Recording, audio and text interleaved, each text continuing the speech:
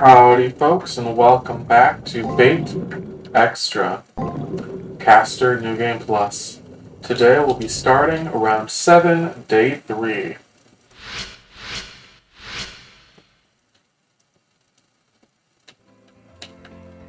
I suddenly realized that I haven't seen Leo once since day 1.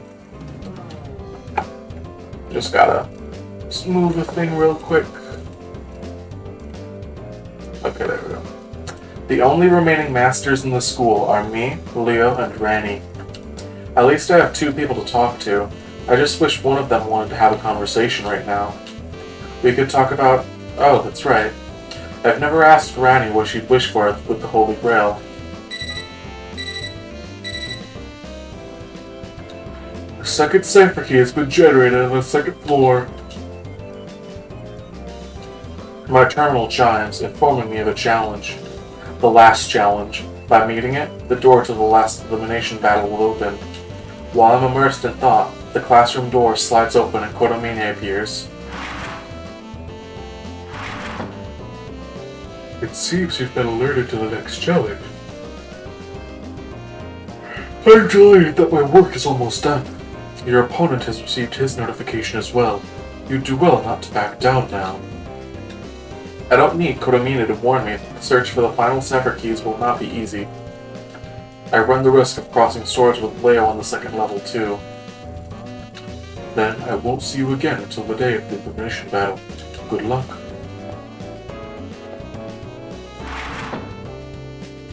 His chuckle sort of undermines the whole meaning of good luck. He leaves the classroom. The last challenge. There are 4 days left until the day of the elimination battle, and my uncertain fate awaits me there. I should do whatever I can so that I have no regrets.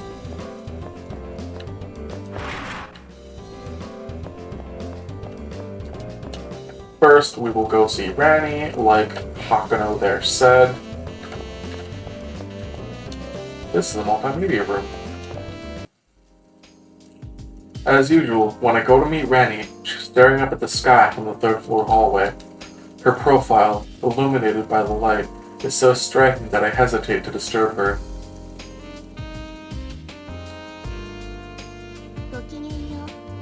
Good day, Hakano. Sorry, I hope I wasn't intruding.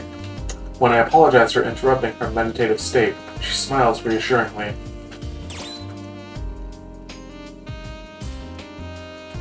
I'm so glad to see your smile. I suppose I may look that way. If so, then you're the cause, Hakano. I'm an instrument of Atlas. I've never had any purpose outside of carrying out their mission. Ranny is here in the first place because of the Atlas Institute, but surely the bonds holding her to it have been loosened. However, I can no longer do their bidding.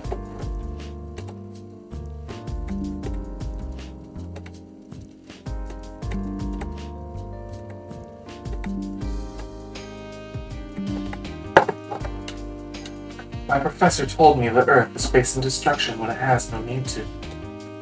Since Atlas's founding, alchemists have envisioned ways to prevent humanity's self-destruction. Though every thought experiment ends in humanity's annihilation, they continue their research. I do not know the manner in which my professor believes humanity will perish. I do not know whether the moon cell is the trigger or the panacea that will stem the destruction. My professor simply ordered me to investigate the moon cell and to destroy it if needed. I have been greatly thwarted, but I can at least keep the Harways from attaining the Holy Grail. I have never been anything but a sacrifice. That is my function. Ranny speaks indifferently, but I find her choice of words to be disconcerting. What does she mean by function? She told me that she was made, but I don't know the details. I'm pretty sure she doesn't mean someone who is simply taught all she knows by Atlas. Yes, I was made. I am a homunculus constructed by my professor. I am the results of an alchemist's thaumaturgy, of practices slipping into the sands of time. I am not a bearer of human life like Rento Osaka, or the other masters. Even though she thinks of herself as an instrument, when I look at her, I see a slightly eccentric but normal girl. On the surface, maybe she's just a doll sent to carry out a task. However, you called me friend, Hakuna. You filled this empty vessel with your hopes. That is why I wish to live and see this mission through. Because I want us to leave this place together. Those aren't the sentiments of a homunculus, but of a human heart. She is no longer beholden to the whims of the Institute, but to her own heart. I'll honor her resolve with renewed efforts of my own to win this war. Live through this. That is the mission I want us both to see to completion. Because I want to leave this place with you. Bazaar Ranny is fun now. Or something, I don't know. Second floor library.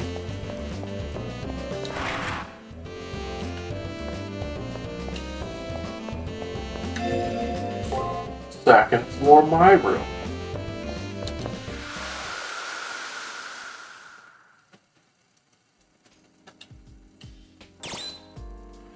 Speak with Castor. The time remaining in this place has dwindled down to a few days. While I have no attachment to this virtual world created from ones and zeros, I am intrigued by it. For example, what is the world outside of this school created for the Holy Grail world like?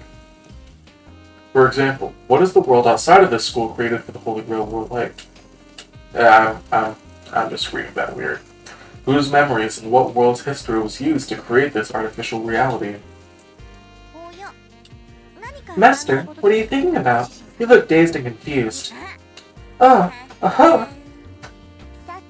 Could it be that you finally noticed my feminine charms, and you can no longer control your youthful ardor? Or is it that you just want to give in to your animalistic urges and see what happens, thinking, to hell with the final battle? That is what's bothering you. Also, the remaining days I'll be fighting with her by my side can be counted on one hand. It seems that Tomomo only has cheerful things to say, but that might be because she's just trying to keep my spirits up. At least that's what I want to believe anyway. I'm certain that most servants don't care this much about their masters. With that thought, a wave of doubt washes over me. She claimed that she was a deity of some kind in the past. If that's the case, why would an immortal want to serve me? Is there something wrong, Master? You look unwell all of a sudden. Could you really be ill? No, I'm just being paranoid. She may be overly playful and teasing at times, but I know that Tomomo really does care. Despite usually leaving well enough alone, I went ahead and asked, wanting to know more. Especially why a legendary soul like her is so devoted to serving me. I thought I've already told you why. Because I like serving humans. It's that response that makes me feel so insecure. If just being given the opportunity to serve is her sole objective, then that would mean she could have chosen anyone to serve and be just as content. Of course, I do have my standards, but in general, anyone would be fine. I initially responded to your summons because I heard you calling out for help. It was almost like an arranged marriage. I mean, there's absolutely no spiritual connection between us. The smile on her face as she says this makes it even harder to deal with my conflicted feelings. Maybe I'm just slightly disheartened by the thought that Tomomo would be perfectly happy with anyone. Judging by the look on your face, you're probably imagining something ridiculous right now. Master, do you actually believe it's a bad thing to be able to serve anyone? Does the person one chooses to serve have to be someone special from the very beginning? I wouldn't go that far. If I thought about it rationally, it'd be worse to choose who you'd serve based solely on personal preference. You don't have to take a person's humanity into consideration in order to be useful to them. It means more to serve a person with respect to what that person hopes to accomplish. Yes, you've got it exactly right. I'd expect nothing less from my dear master. I will only serve those whose intentions and actions are ultimately good. whether they are male or female, child or adult, or even a saint or sinner, only their intentions matter. That is one principle I will never betray. Regardless of my notoriety, I want the one I serve to be content. It's just, I become infatuated somewhat easily and can't help but like the person I serve. But this time it was love at first sight. Seriously, I'm being completely honest. If I devote even just a tiny bit of myself once, I'll stay with the one I serve until the very end. I stand by my master until their spirit transcends reincarnation. That is all Tamamo no Mae wishes for. Tamamo's tail stands out straight, as if for added emphasis. I can't doubt the truth of her words. This fox-eared deity honestly adores this mere mortal. Her wish is an irrefutable declaration of this fact. That's it exactly. So stop worrying and just acknowledge Tamamo as your blushing bride. In fact, do it right here, right now. As a reward, I want a loving embrace and a passionate kiss. Seeing as Tamamo herself said she didn't need any reassurances, I'll just ignore what she just said. However, why would she wish for something like that? As a goddess, Tamamo could fulfill that wish any number of times. Tamamo said that all she wants to do is serve humans. However, what I know of the story of Tamamo no Mae is that it ended in tragedy. She was eventually hunted down and killed as an enemy of mankind. Wouldn't she want revenge instead? That's because there are things that even a goddess like me cannot do. Well, several things actually. I guess it can't be helped. I'm usually not one for talking about myself, but I can't let my master have any misconceptions about me. Alright, it's decided. Just sit back and listen to a tale of old.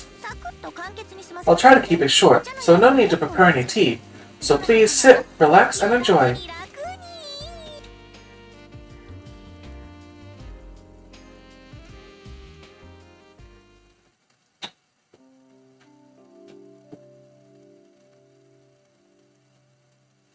Producing a set of wooden blocks used in traditional Japanese theater to signal the start of a show, Tamamo begins her story. It's an ancient tale of her birth that had endured the years to become a part of folklore. Let's start with my origins. I'm an embodiment of one facet of the personality of the goddess Amaterasu. My fascination with humanity began when I first left for Izumo, observing those who worshipped me. I became curious about the lives these ridiculous little mortals held. Seriously, if you look at humans from the perspective of divinity, they're beyond inconsequential. I can't say anything to argue. It'd be like how humans view ants and cockroaches. However, though I may be just a data stream in this place, I'm still human. I wish you'd be a little more tactful. Huh? I thought you wanted to hear my story. The truth is often painful. You'll just have to deal with it. And anyway, the relationship between humanity and divinity will always be one of inequality. Even as I looked down on mankind, part of me wanted to know more about the human condition. I mean, my fixation sprung from, I guess you'd say, a weird sense of justice. At first, I thought that I'd use my power to scold and punish if they committed evil acts. However, as I continued to watch mankind, my curiosity grew more intense. I mean, by divine standards, human existence is pretty depressing, yet they seem so happy most of the time. Even if their circumstances are dire and they themselves are weak little creatures, they are usually smiling. And though most of them will never see me, they not only worship me, but do so with their bodies and souls. That's right. It was then that I had an epiphany, for lack of a better word. I mean, humans were so happy devoting themselves to me that I wanted to serve someone in the same way. And boy, was that a mistake. A god with any sense should just stay in the celestial cave where they belong. In an obvious attempt to cover her sudden bout of melancholy, Tamamo forces out a chuckle. It's from this point the legend begins.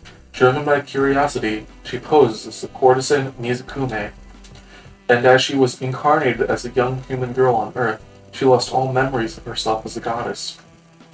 Mizukume grew to be a true beauty, and then Emperor of Japan, Toba, fell in love with her at first sight.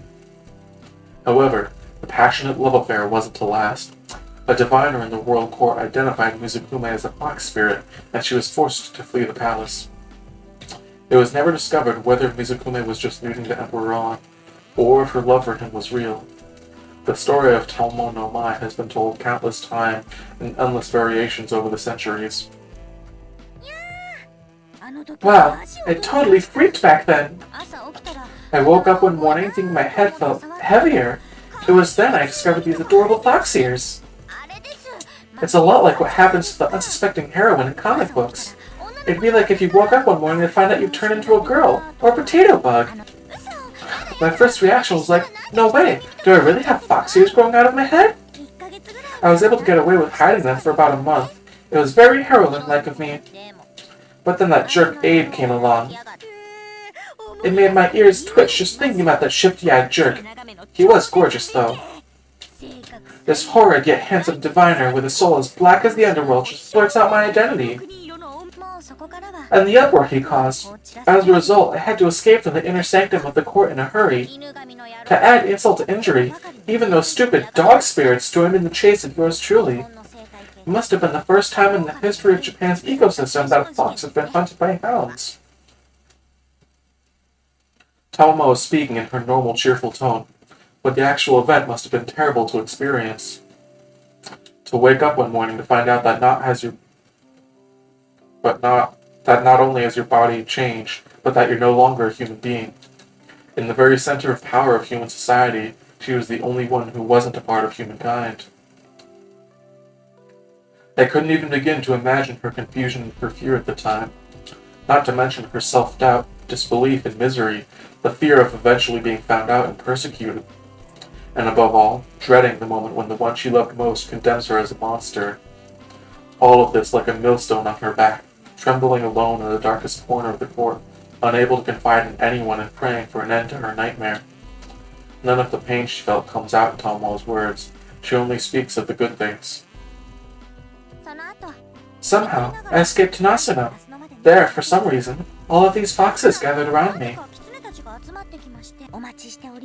They said things like, "You have come a long way. What a rough journey you had." Well, they must have been worried about me, but I wish they could have realized how I was feeling. As a girl, I thought they should have been more encouraging, like, "You'll find someone soon, keep at it."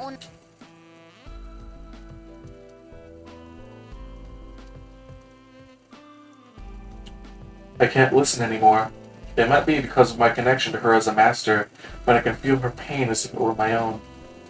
Tomo is putting up a brave front in the here and now, but I can feel the tears of the scared young girl sitting alone in the fields of Nasuno. Hunted by those who claimed to love her, and forcibly separated from those she loved. It was only after being surrounded by fellow foxes that she realized who and what she truly was. Ah, what a fool I was. It was in the comfort offered by the foxes around her that Tomo no Mai said those words to herself. She was betrayed and hunted down by humans who feared her. She did nothing wrong, she only tried to help them prosper. She was forced to flee the village she considered paradise simply because she wasn't human.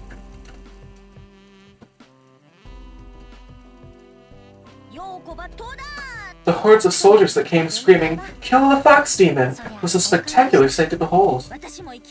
And I was like, "Alright, let's do this," and fought back. I did go overboard and kill everyone, though. It may seem like I'm making excuses and all, but at least I apologized, you know? But no one listens to me. After the second such encounter, I was regretting what happened and tried to reason with them. They rained arrows for 3 straight days and nights, and nothing I said seemed to register with them. Standing in a hail of arrows, covered in blood. I wasn't trying to fool anyone. I'll leave now, so please just forget all about me, is what she says almost begrudgingly. However, the assault never slackened and the hatred of the humans never lessened. It was then she realized how narrow-minded they are, how much hatred they hold, how self-righteous they can be, and how truly fragile and inhibited, yet precious their lives are. I was wrong from the beginning. Much like humans and religion, my perspective influenced my beliefs. And even though I am divine, I was a fool. I didn't realize my mistake until my final moments.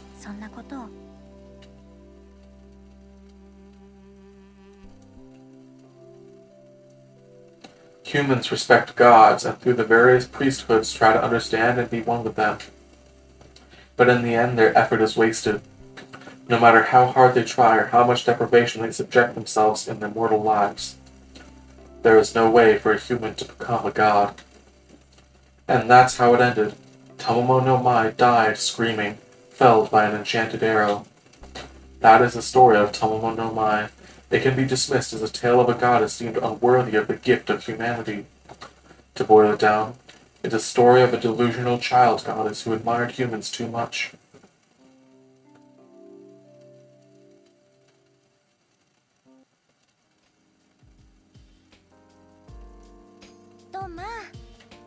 Well, that's everything. I know you feel the need for decorum as I'm a goddess, but there's no need for that. In fact, it'd be a-okay if you threw me to the ground and gave in to your overwhelming carnal desires. Even as she finishes her sentence, the wild fox girl leaps at me. She's obviously playing around in order to lighten the mood. Or not. Because she's actually pouncing on me. Why can't my servant stay serious for more than a few seconds? I've been rejected? And even run away from? No way! Where did you learn how to escape my super secret concupiscent vulpine mounting technique? That's a great phrase. Super secret concupiscent vulpine mounting technique. And I think that's how you say that word, concupiscent. I have played this route before, but I don't think I've ever read that word out loud. It wasn't skill, just survival. Tomo issues a stream of insults under her breath, you Mimi being the nicest. To say her expressions of love are persistent would be a gross understatement. Considering her gory demise at the hands of man, she still only wants to serve. Yes, because that's just how I am. That, and it brings me joy to be an important part of someone's life. Although I am not human, it warms my heart to be needed by someone. To add to that, I have already experienced that feeling of warmth, Master. I am your servant. My soul yearns to serve, and I have to confess that I've come to truly like you. I once made an enemy with nature due to my desire to be human, which went against divine providence. What is different for me now? I want nothing more than to serve you, my dear Master. But if us gods who love humans have to protect them in spite of divine providence, then so be it. So, please allow me to stay by your side until the very end. Regardless of what kind of person you turn out to be, my love for you will never change. Until my selfish desires shatter it to pieces with my eightfold blessing of Amaterasu, I will protect you. Although that selfish desires comment worries me, Tomomo's declaration makes me truly happy. For one like me, who had no future and no place outside of the Seraph, she instills in me the desire to stay alive. This long struggle is coming to an end, and the enemy I have yet to face is undeniably powerful. But I no longer feel any unease. For now, with her fighting by my side, I need to keep focusing on obtaining the Holy Grail, making sure that I regret nothing I do along the way.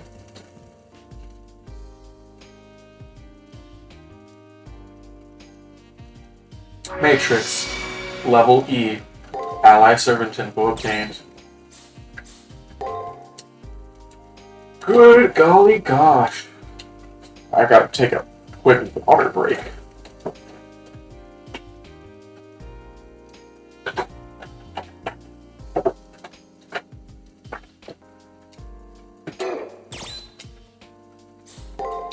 Okay.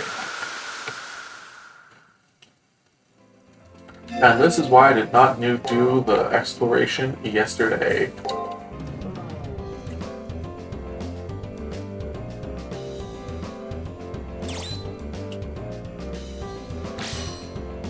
Eightfold blessing.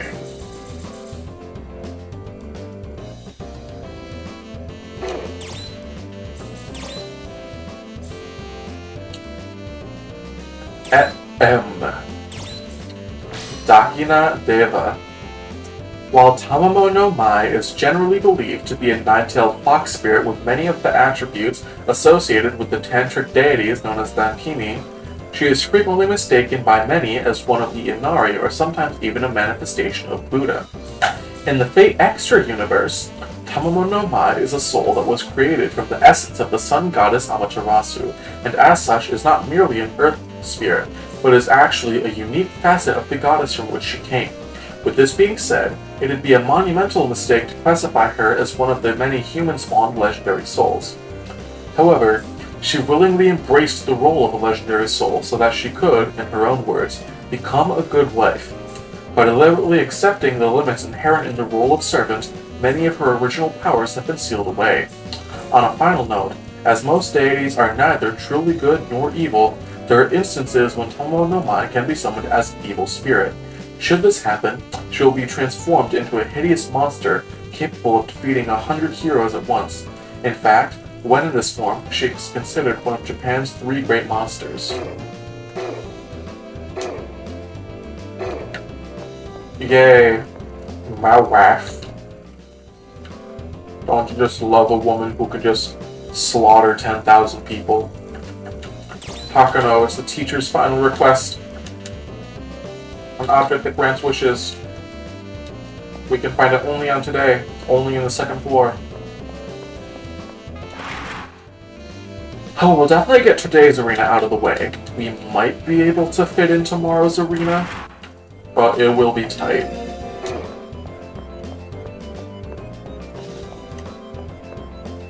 And equipment, enhancement spike, and staff of repute. Oh, Mr. Boy.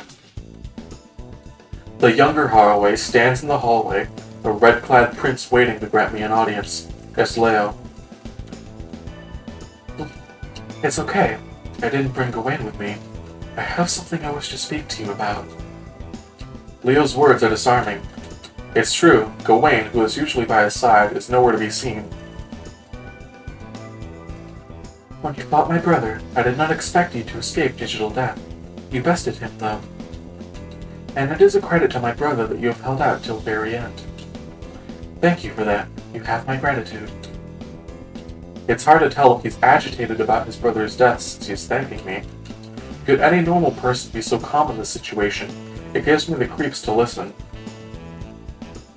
My brother was weak. That's why he was selfish and defensive. While he said he believed me, he really just believed his childhood promise to his mother. But he must have been happier that way. If Leo's mother was the woman who Julius mentioned at the end, and one who wished Leo well, then he must have been happy when he died, remembering that face and that voice. At least I think so. Anyway, you did well by my brother. I know he would want to thank you. And? Hold your tongue, Leo. There is no need to converse with your enemy at this point. I told you not to manifest, Gawain. ...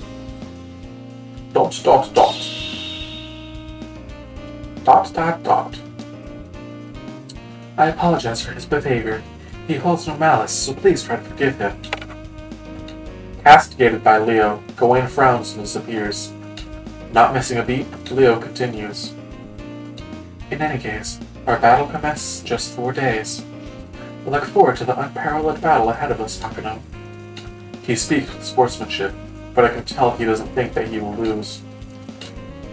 I'm still curious about one thing. Why is Leo participating in the Holy Grail War? The reason I want the Holy Grail? For world peace, of course. Holy Grail will be effective in strengthening the Haraway rule.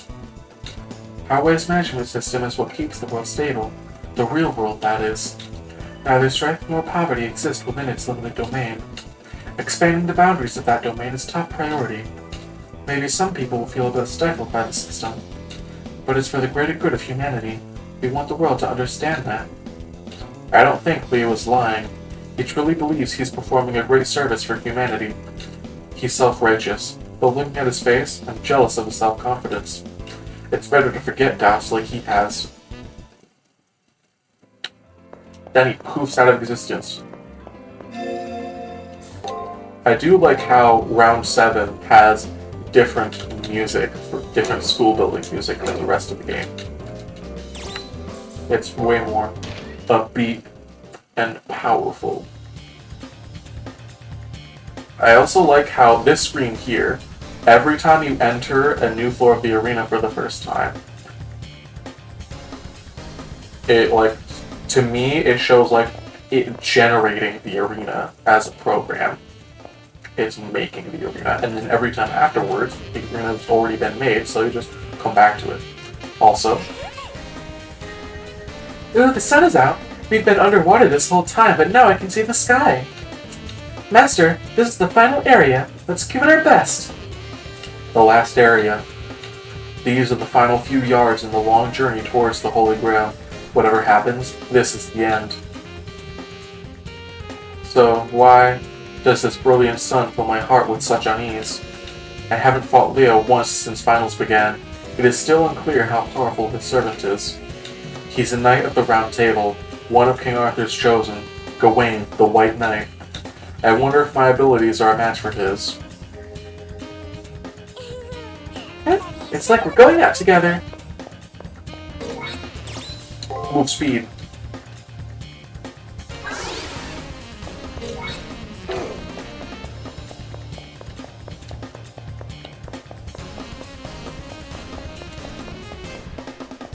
I am severely disappointed by Land of Eternal Bane, I think that's the name of the skill. I'm sure that the poison is decent. Oh yeah, Land of Eternal Bane. ADMP inflicts damage and poison when HP is below 30%. First off, the skill is a typo, so automatically it loses points, because it's just, if you don't know about how it actually works, then you'll never be able to use it. Secondly, is that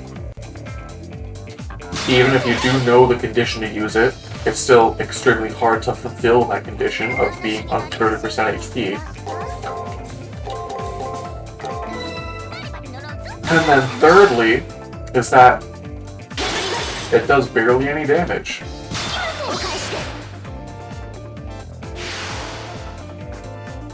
Well, I guess 1,000 damage isn't that bad.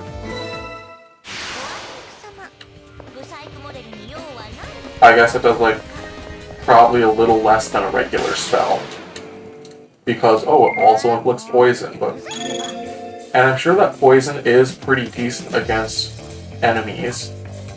Especially bosses with massive health bars. The problem is, getting to low health, then using it, and then still living.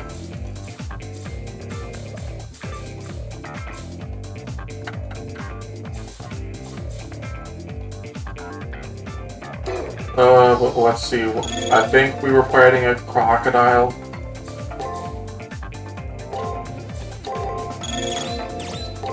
I'm sort of blanked out though.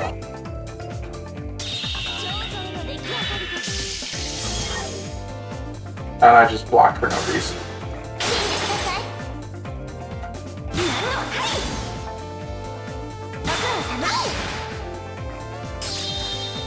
At least it does encourage you to get the perfect battle achievement, which is cool, I guess. There's like one specific enemy I can think of where I believe you can start the battle with this specific enemy at low HP by fighting the other enemies in the arena beforehand. Because it's unlike a servant, unlike an elimination battle, this battle that I'm thinking of isn't an elimination battle, it's just a regular arena battle, so and they are a boss, or like boss adjacent, and also, by the way, I have no idea what this guy's gonna do.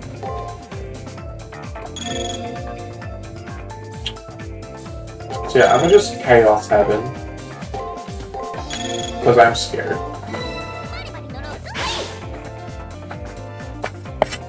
So yeah, you could probably go into this tough fight at low HP, then you could start the battle on the... You would start the battle by using Land of Eternal Bane, and then you would...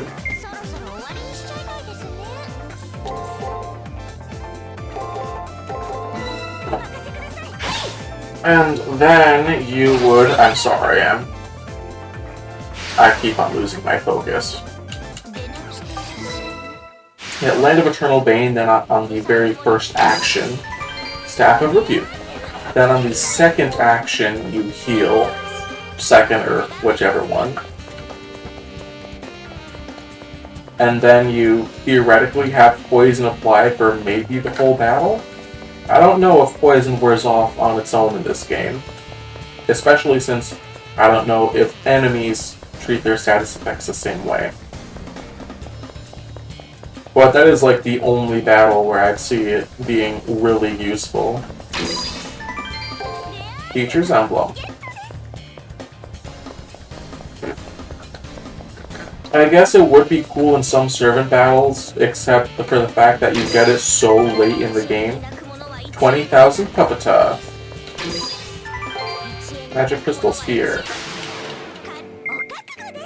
Another Claustrophobia here. And those alligators were Sodom's bait. And let's see here. So it's doing break, which means it's a break combo. So either 3 or 5 is going to be an alternate, and 1 is going to be an alternate. So 1 will be either attack or guard. So we guard, break. This will be an attack, guard, attack, and heal. Actually, I probably should have done the...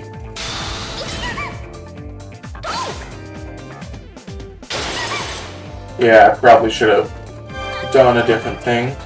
Especially, like, I gotta get in the habit of using skills against normal enemies.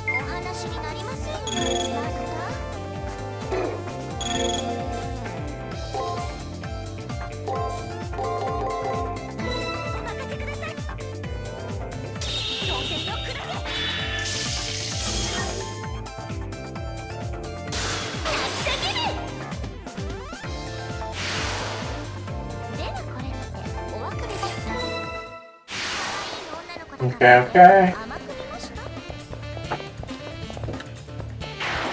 Now we get big guy here. Nephilim Delta, I think. Ooh, this is very nice. Merciful Sky, Frigid Heaven, Merciful Sky, Chaos Heaven, Aphotic Cave, and Ether Crystal, Frigid Heaven. Oh, he's blasting. Is he gonna blast 2 times in the same turn, or is he gonna buff himself?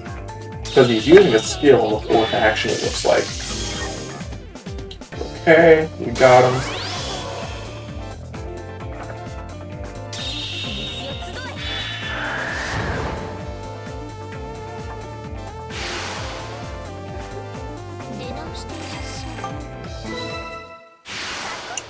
It does seem like some enemies have some resistance to stun, so stuff like these and my old favorite, the Exorcist Blade, aren't always useful against those ones.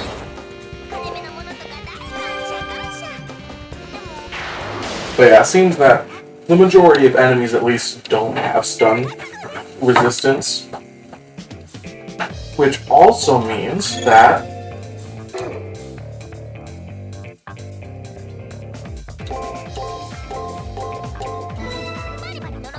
it also means... What does it mean?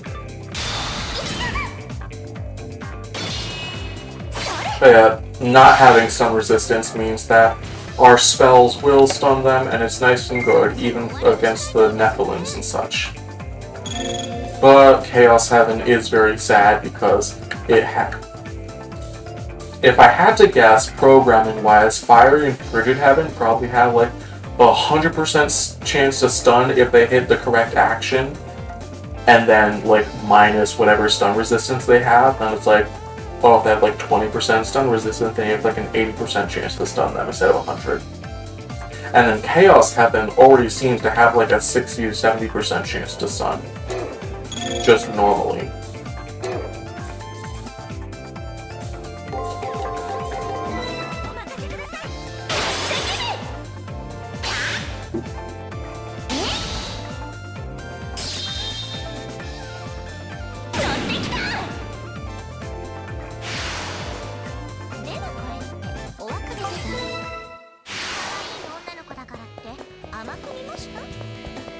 And then we go this way and back up.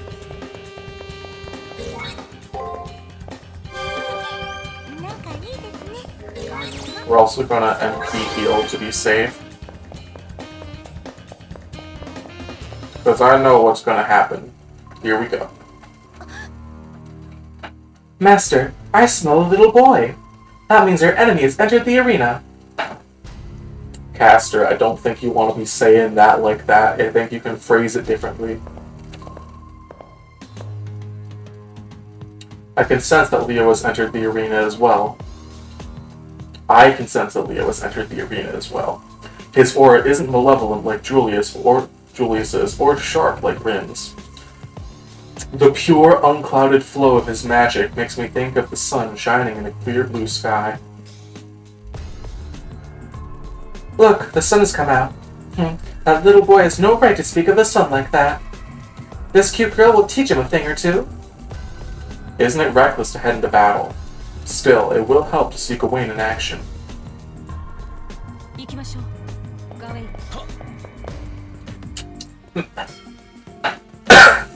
Master, this time our opponent isn't going to be fooled or caught in a trap. Let's go attack them. Caster's a fair point. I should push myself for attack.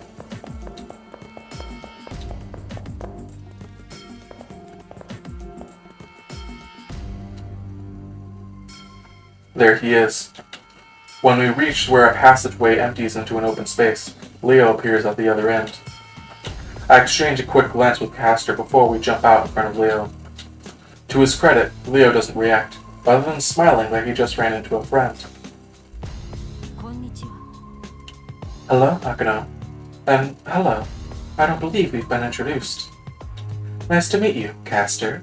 I look forward to fighting you from the bottom of my heart. Oh, really? So what if I said let's fight now? Do you want to? Step back, you foul demon woman. You shall not sully this gentleman with your evil hands. It's all right, Gawain, though I feel enticed. How odd. Please accept her challenge, as I would like to have a taste of my opponent's power. As you command. At Leo's signal, Gawain readies his sword. He somehow looks more hulking when he does so. Good puppy, listening to everything your master says. That is so boring. I have no need of amusement, at least not when your ears are so amusing. That's a joke, of course. Foxies aren't my cup of tea. What?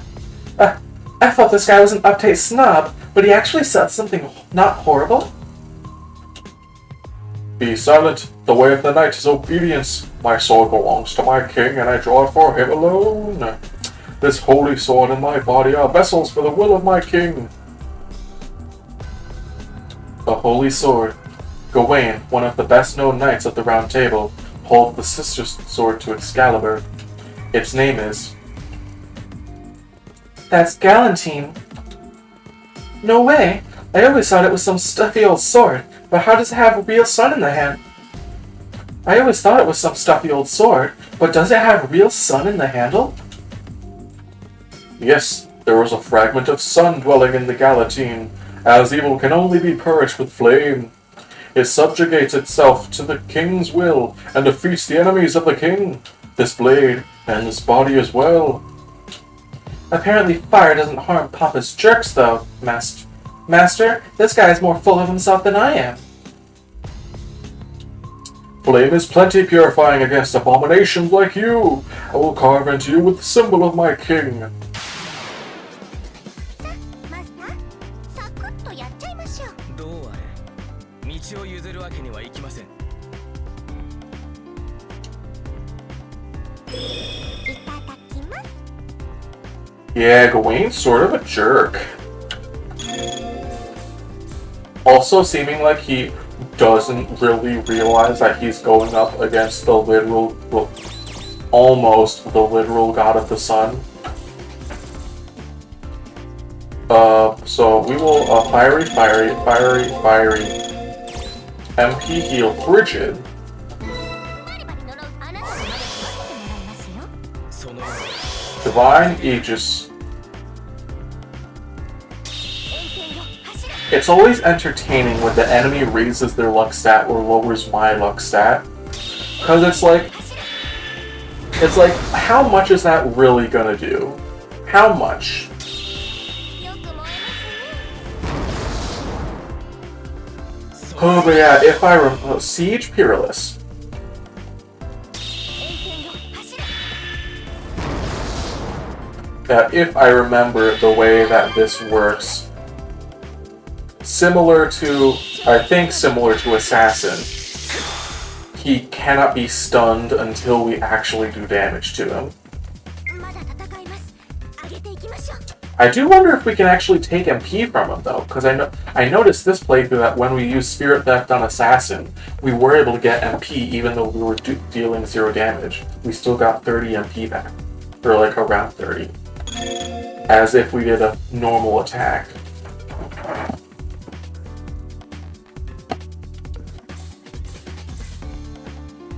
But okay. Fiery Frigid, Chaos, Fiery Guard, Aphotic Cave. お任せください。 Oh, I forgot to MP heal. My bad. Let's hope it doesn't come back to bite me. 当然よ、砕け。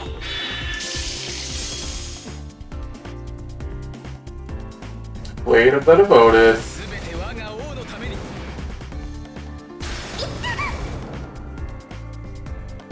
Let's hope he doesn't do it twice in a row. At least not twice in one turn, I mean. 円形よ、走れ。 And if he does, then please make it the 5th action where... お返しです。 Okay, that's good, that's good. Okay, he removed our buff. We Aphotic Cave, と思っているんですか？ and he... Regular attack, okay. It seems like Aphotic Cave isn't as useful against regular attacks.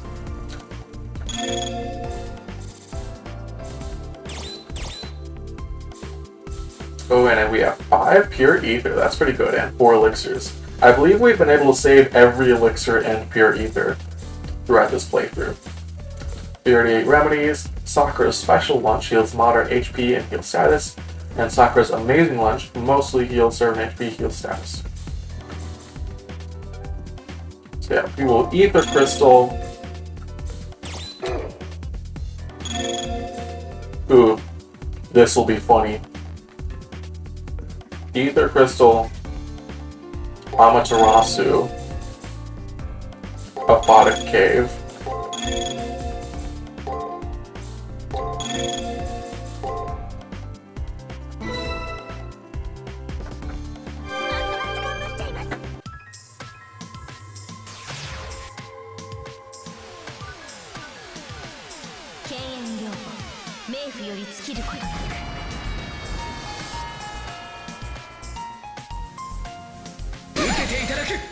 Ooh, that's not good. He got a critical hit. Actively bad. We might just actually die. Please no. Okay, he's hitting us.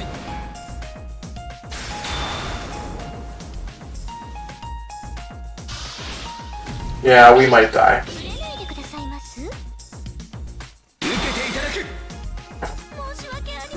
Okay, can you give me a retry button, please? You are strong, but I expected you to be much stronger. But I expect you to be much stronger to have made it this far. Please get stronger before our next fight. Otherwise our battle will be meaningless to me. Leo disappears into the arena. He was so much more powerful than I imagined, and yet he still seemed to believe that I was holding back. The next fight? If there is a next time, of course. I'll be better prepared next time. If there is a next time. A sharp pain rises from the wound I took from Gawain's longsword. It burns like a red-hot rod being pushed into me, like the sun itself burning through my flesh.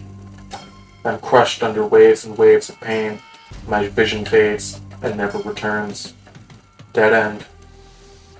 Game over. Well, that was a giant waste of time. Let's all be back. This actually sucks. Bye-bye. Okay, and we're back. I am in immense mental pain. It took so long to get back here. But we're at turn 3 of the battle. I also am just...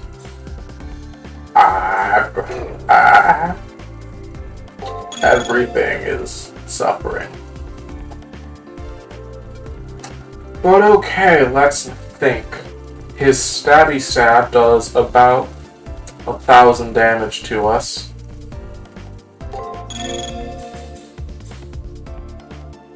I fought a cave on the code cast. Then we Ether Crystal, Fiery, Frigid,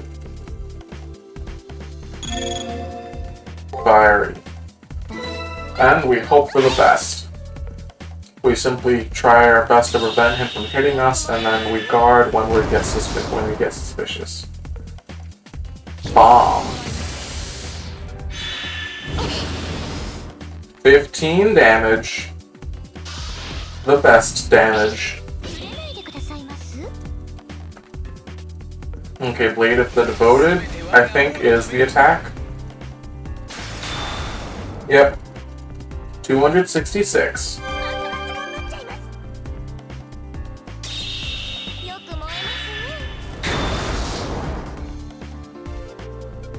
It's funny seeing both Guard and Invalid pop up. Like, the Guard's gonna do anything.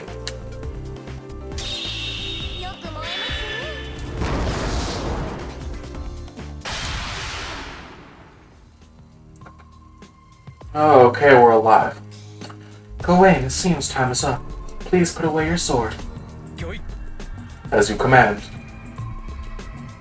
I have the Seraph's intervention to thank for my life, I believe. There isn't a single scratch on Gawain's silver armor. The caster is struggling for breath. Today was fun, Hakuno. I look forward to engaging you in combat again.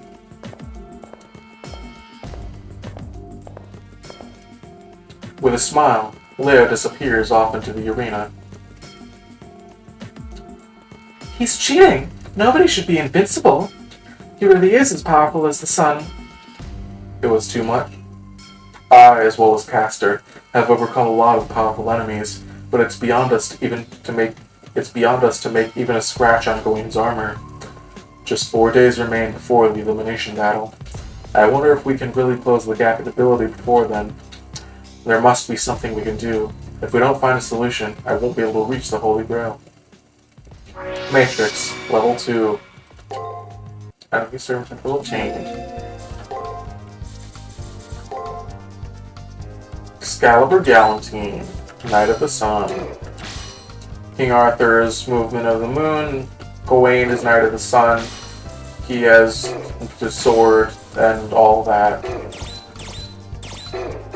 And Gawain is invincible during the daytime. Although I don't think that's been specifically said yet, but yeah, daytime. Because sun is out during the day. And then we can leave.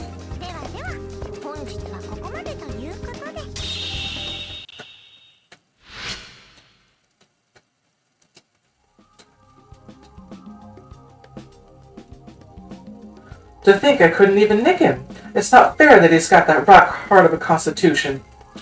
This is just my animal intuition speaking, but I'm sure he's got some trick to that invulnerability. We'll win if we can discover his secret in the next 4 days. The power of love is on our side.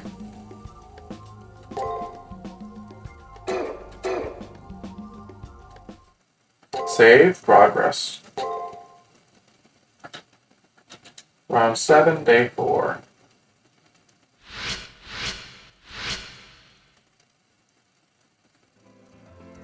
Gawain is so strong. The power he met me with in the arena surpassed my expectations. Castor's attacks didn't even put a scratch in his armor. Master, are you worried? Don't be. This guy's no different from the rest of your enemies. Look at it this way, none of your opponents have been easy. But you ended up trouncing every single one of them, so you'll win this time too. And even if winning all of those was luck, then you have the luck to win 1,000 times. Tamamo will be your lady luck, guiding the dice however many times it takes. That's right, not a single fight has been easy. I just need to do the same thing one more time, just once more. I shouldn't worry, because I have Ranni as my ally.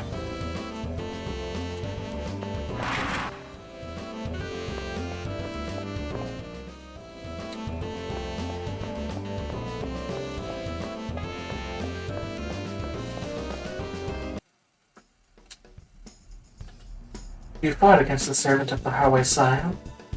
I told Ranni about my encounter with Gawain, who I fought against the previous day. His name, which bears no shame, the blade that shines like the sun, his apparent invincibility. He may be strong, but why other than hubris did Gawain reveal his true name to you? I wonder if the legends of him receiving divine protection have an element of truth to them. As long as the sun shines, Gawain might be the mightiest legendary soul, even greater than Arthur. The power of legend. Gawain's exploits are described in detail in the Knights of the Round Table mythos. It's said that he was a hero who was blessed with great powers by the sun. Now that I think about it, his abilities seem to be taken straight from the legends. However, even heroes can die, and in the end, Gawain too will succumb to death. No matter how powerful he may be, he cannot escape the ties that bind him to his legend. Per the legend, if one were to overcome his greatest strength, he'll be left vulnerable. The stories say Gawain died by the hand of Sir Lancelot, who waited until the sun set to strike what became a fatal blow. But in the Seraph, the arena days are controlled by the system.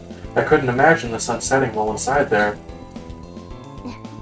Then, I shall have to black out the sun. Unfortunately, my power is such that it'd only be for a moment, and I can't guarantee it'll work. While Ranni's power as a magus is, without question, to use such an advanced technique, I wonder if there's something I can do to help.